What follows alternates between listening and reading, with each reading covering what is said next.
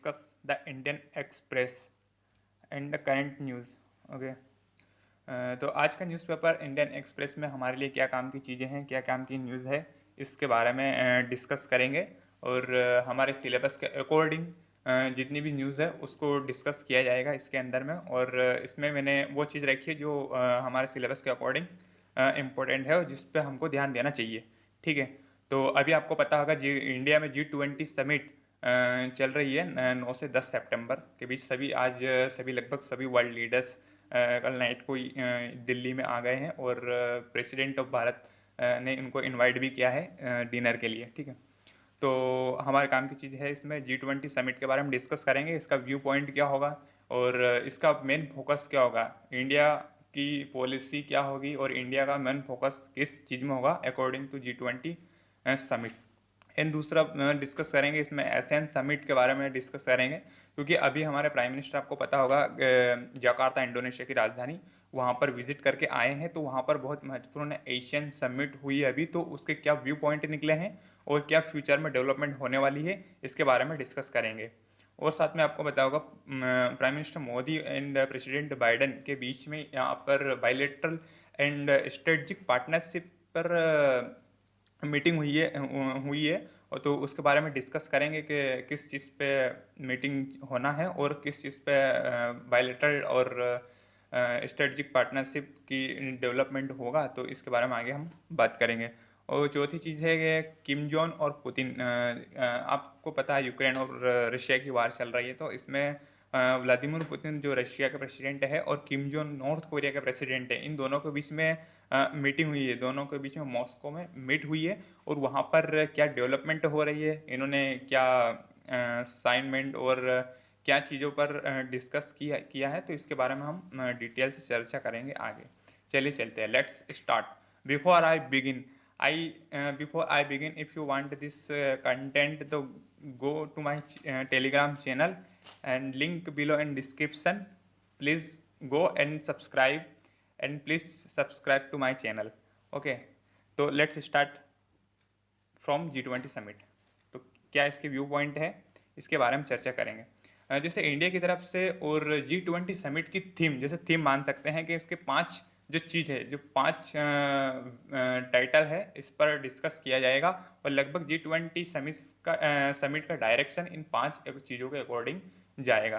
तो एक एक करके देखते हैं ये 5 चीज़ें क्या है। जैसे building consensus in a polarised world, जैसे आप देख सकते हैं discuss building consensus in a polarised world, एक ये हो गया।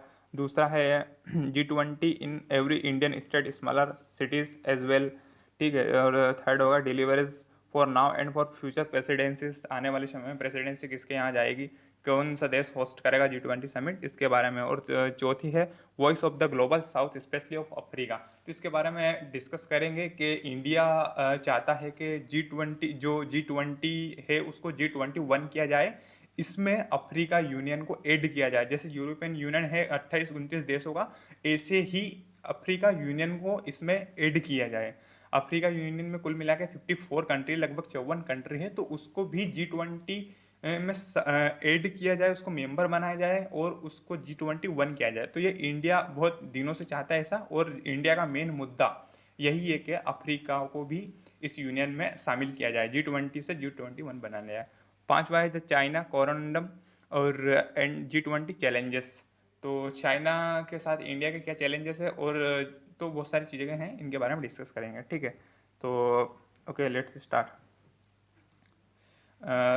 देखिए सबसे मेन चीज़ क्या चल रही है अभी, रशिया यूक्रेन कॉन्फ्लिक्ट चल रहा है। तो इंडिया ये चाहता है, इंडिया की मेन प्रॉब्लम क्या है, इंडिया द पोलराइज्ड वर्ल्ड, मतलब अगर रशिया यूक्रेन का कॉन्फ्लिक्ट चल रहा है तो सारे वर्ल्ड का ध्यान, आपको पता होगा कि सारे वर्ल्ड का ध्यान अभी फिलहाल किस चीज़ पर है, तो वो है रशिया यूक्रेन वॉर पर।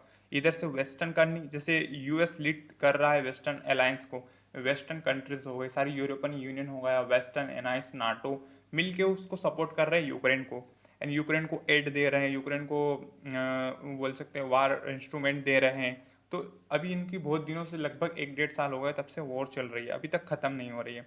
इधर रशिया चाइना ब्लॉक बना रहा है, इधर अभी रशिया ने अभी किम जोन से मुलाकात की है, तो इधर एक ब्लॉक बन गया। तो सारा पूरा वर्ल्ड कहीं एक जगह पोलराइज्ड ना हो, इसके अलावा भी बहुत सारी चीज़ें हैं। जैसे अभी कोविड-19 पेंडेमिक निकला है, इससे बहुत सारे देशों को नुकसान हुआ है, इससे बहुत सारे देशों की इकोनॉमिक्स डाउन हुई है। तो इसके बारे में चर्चा करेंगे और एंड यूएस कहीं एक जगह एक पोलर पर शिफ्ट ना हो जाए, पूरे वर्ल्ड का ध्यान एक यूक्रेन पर ना हो जाए। और इसके अलावा बहुत सारी चीज़ें हैं जिस पर ध्यान देना चाहिए, ठीक है। And but will need to a lot of work from negotiator all side. India हमेशा से चाहा this will need a lot of work from negotiator all the side.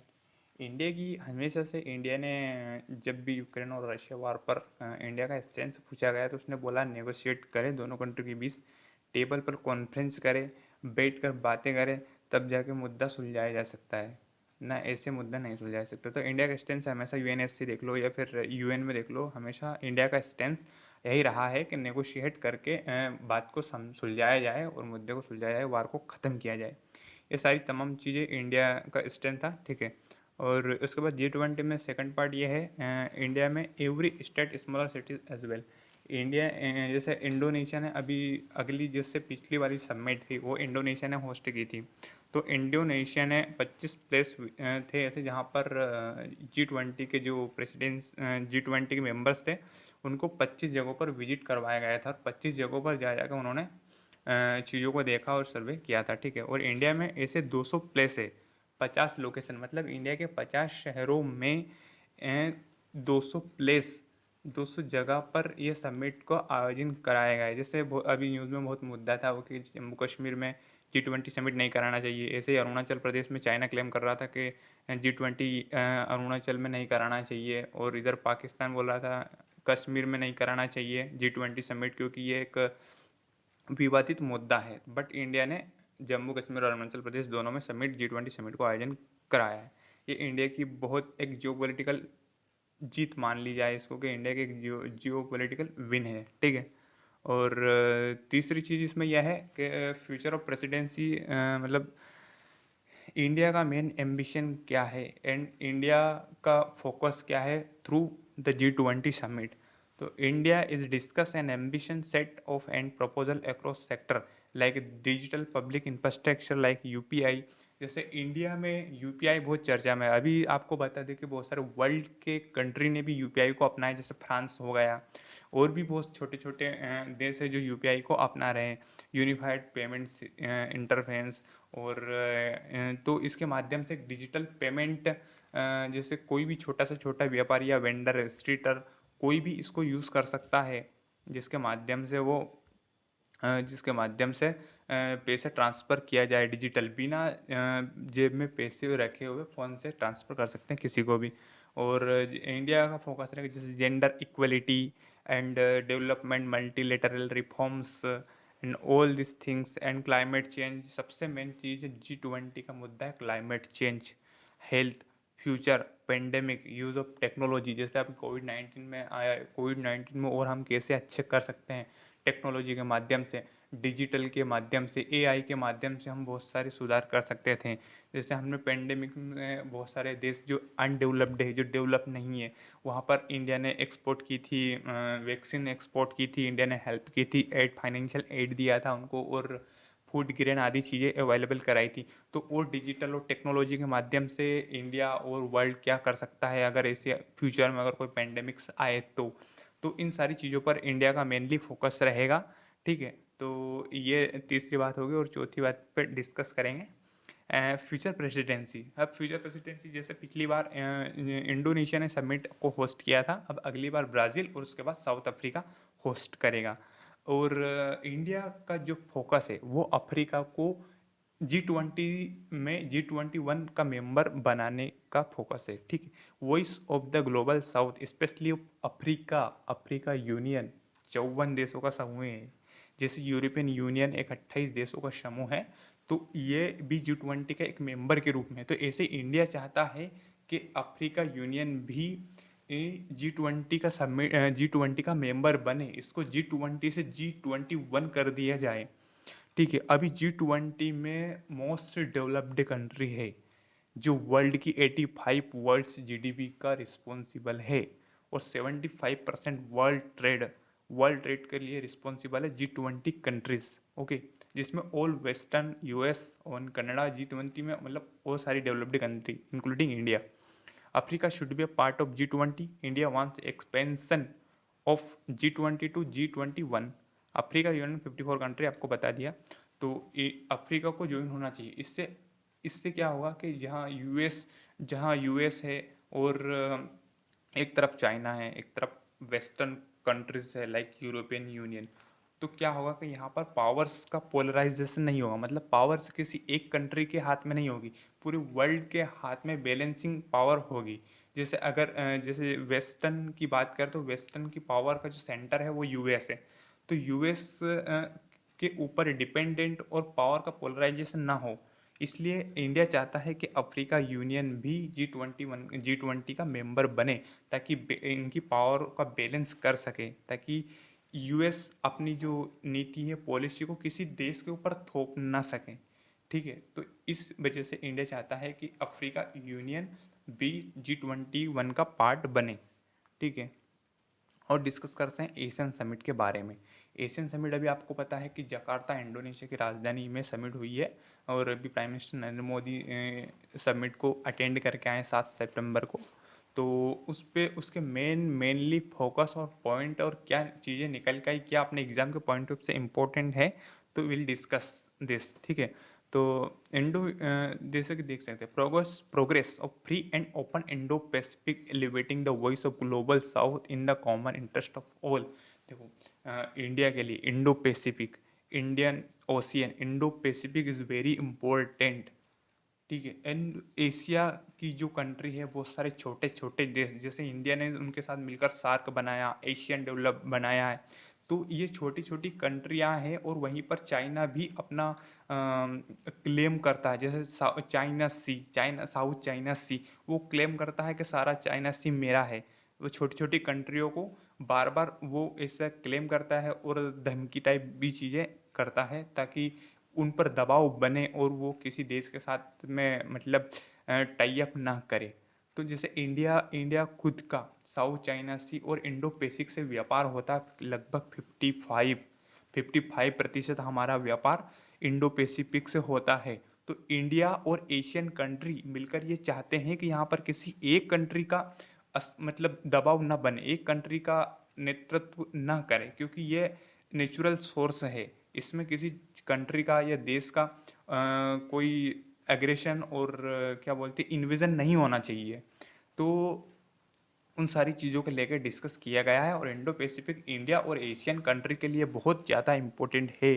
Trade के लिए इंडिया का 55 लगभग 55% आधे से ज़्यादा व्यापार इंडो पैसिफिक मार्ग से होता है।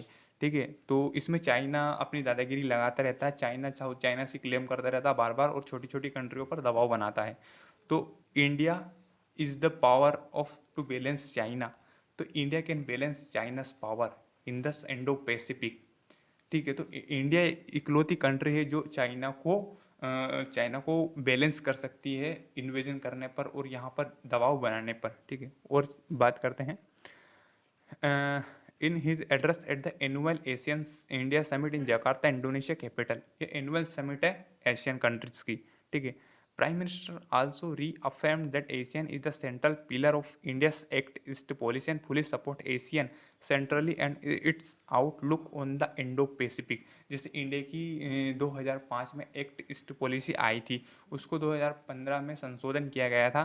ठीक है, तो एक्ट ईस्ट पॉलिसी का मेन फोकस था एशियन कंट्री, सार्क कंट्री, जो भी एशिया में ईस्ट एशिया कंट्री है, उन पर उनके साथ डेवलपमेंट करना, उनके साथ व्यापार करना, उनको टेक्नोलॉजी से जोड़ना, उनको इंडिया में व्यापार के लिए सुविधा उपलब्ध कराना, उनको फाइनेंशियल एड देना, उनको आर्थिक गतिविधियों में सहायता करना, उनके डेवलप होने में सहायता करना, और सारी चीज़ों के लिए इंडिया का फोकस उन कंट्री पे था, ताकि उन कंट्री के ऊपर कोई दूसरा देश इन्वेजन ना करे, कोई दबाव ना बनाए। तो एक डेवलप्ड और इंडिपेंडेंट कंट्री अपने खुल के व्यापार करे, और ये सारी चीज़ें इंडिया उन कंट्री को अवेलेबल कराता है। तो हमारी ईस्ट पॉलिसी जो एक्ट ईस्ट पॉलिसी, उसका मेन फोकस भी यही है। ठीक है, आगे बात करते हैं। against the backdrop of China increasing military assertiveness in the South China Sea.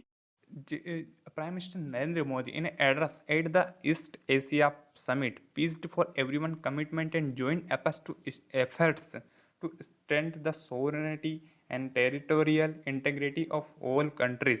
जैसे कि आपको पता होगा कि चाइना बार बार मैप क्लेम करता है या वो बाउंड्री क्लेम करता है, अपनी बाउंड्री को बढ़ाते रहता है आसपास के कंट्री जैसे फिलीपींस हो गया, वियतनाम, ताइवान और इंडोनेशिया, ये जो आसपास की जितनी भी कंट्री है, जैसे मैं बताता हूँ मैप के थ्रू, जैसे ये इंडिया होगा, ये हमारा प्यारा भारत होगा, चाइना ये साउथ चाइना सी है। इस साउथ चाइना सी में ये हो गया फिलीपींस, ये हो गया कंबोडिया, थाईलैंड, लाओस और ब्रूनेई, ये हो गया इंडोनेशिया, ये फिलीपींस। तो चाइना यहाँ पर क्या करता है, चाइना क्लेम करता है इस एरिया को कि ये एरिया चाइना का है, इसमें चाइना का हक है और चाइना से अगर व्यापार करना है आपको तो चाइना से परमिशन लेनी होगी, ये चाइना चाहता है। तो बार बार ऐसी धमकी देता है और ऐसे मैप क्लेम करता है कि ये चीज़ें चाइना की है या बाउंड्री चाइना की है। तो इस सारी चीज़ों को सभी देश मिलकर चाइना का सामना करें और चाइना को समझाए कि हमारी सोवरेनिटी और टेरिटोरियल इंटीग्रिटी का ध्यान रखे।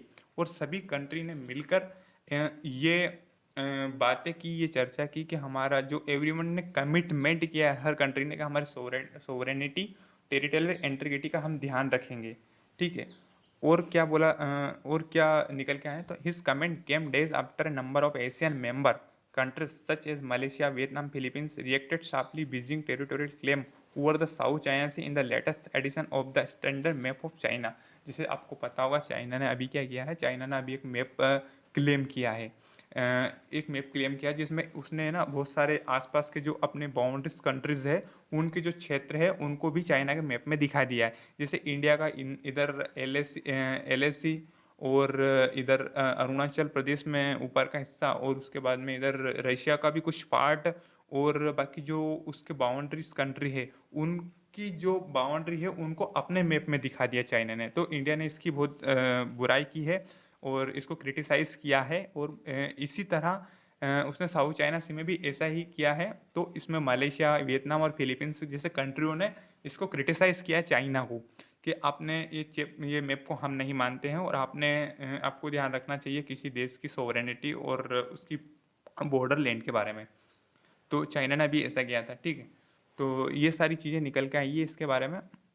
और भी ये देख सकती हैं आप, China on mind PM says laws apply to all Indo Pacific laws, जैसे यूएन क्लोज होगा। प्राइम मिनिस्टर नरेंद्र मोदी ने यहाँ पर सबसे जो मेन बात रखी है वो रखी है अकॉर्डिंग टू यूएन क्लोज, मतलब जो यूएन क्लोज ने जो क्लोज निर्धारित की गई उसके हिसाब से कोई भी देश हो, चाहे चाइना हो, चाहे छोटी कंट्री हो, इंडिया हो, कोई भी देश हो, सबके लिए समान है और सबको मानना चाहिए और वो लोग सब पे अप्लाई होता है। तो इंडिया और क्या पॉइंट निकल के आता है कि यहाँ पर सभी देशों की रिस्पेक्ट करें, उनकी सोवरेनिटी, उनकी टेरिटोरियल बाउंड्रीज और इन चीज़ों सारी चीज़ों की रिस्पेक्ट करें। और जैसे इंडिया ने एशियन कंट्री के साथ क्या टाई अप और क्या व्यू पॉइंट रखे हैं, क्या फोकस है इनका, क्या डेवलपमेंट होगी, जिसे देखते हैं कि एक एक पॉइंट देखते हैं। Establish multi modal connectivity and economic corridor and link South East Asia and India West Asia, India West Asia Europe. जैसे कि एशियन जो कंट्रीज है, ईस्ट कंट्रीज है, उनको कनेक्ट करना, साउथ ईस्ट एशिया है ना, ठीक है, और एंड वेस्ट एशिया यूरोप, मतलब अगर ये इस तरह से कनेक्ट हो जाएगा तो एक टूर टाइप बन जाएगा, ठीक है। इधर साउथ ईस्ट एशिया की जितनी भी कंट्री है इनको इंडो पैसिफिक के माध्यम से और ईस्ट जो कंट्री है वेस्ट एशिया यूरोप, जैसे हिंद महासागर से निकलकर वेस्ट एशिया यूरोप से कनेक्ट कर देना, ताकि यहाँ से कनेक्टिंग एक मार्ग बन जाएगा जिससे यहाँ पर ट्रेड आसानी से होएगी एशियन कंट्री और वेस्ट एशिया और यूरोप के साथ आसानी से हम ट्रेड कर सकते हैं, शिप भेज सकते हैं, बहुत सारी चीज़ें कर सकते हैं, ठीक है। और दूसरा पॉइंट ये है, offer to share India's digital public infrastructure stack with ASEAN partners. Digital infrastructure जैसे हम अपना यूपीआई शेयर कर सकते हैं, वहाँ पर कोई भी देश अपने यूपीआई को अपना सकता है जिससे पेमेंट करना आसान हो जाता है, ठीक है, digital infrastructure.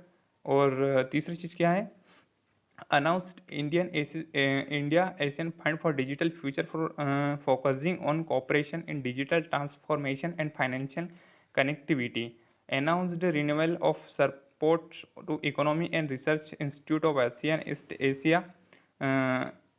Asia to act as knowledge partner of enhancing our engagement. Called for collectivity rising issue being faced in global south multilateral flora or invite Asian countries to join global center for traditional medicine and being established by WHO in India and called for working together on mission life offer to share India experience in providing affordable and quality medicine to people through जन अशुद्धि केंद्रस, ठीक है। Cold for collective right against terrorism, terror financing and cyber information, ये सब मिलकर cyber information और terror attack in सब के बारे में बातें मिलकर काम करेंगे। और जैसे और इंडिया ने इनको इनवाइट किया है कि ट्रेडिशनल मेडिसिन को बनाया जाए। ट्रेडिशनल आजकल इंडिया भी ट्रेडिशनल मेडिसिन को प्रमोट कर रहा है, ठीक है।